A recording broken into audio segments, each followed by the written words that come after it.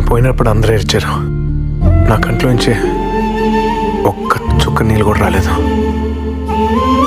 అంటే ఎంత ఏడిస్తే అంత ప్రేమ అనుకుంటే, నేను నా లైఫ్ లాంగ్ ఏడ్చినా మా నాన్న మీద నాకున్న ప్రేమకి సరిపోదు.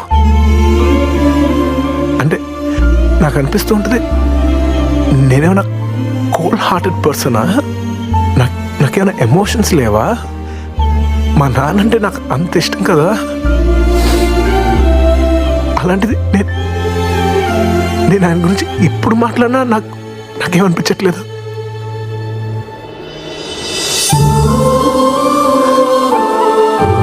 సారీ.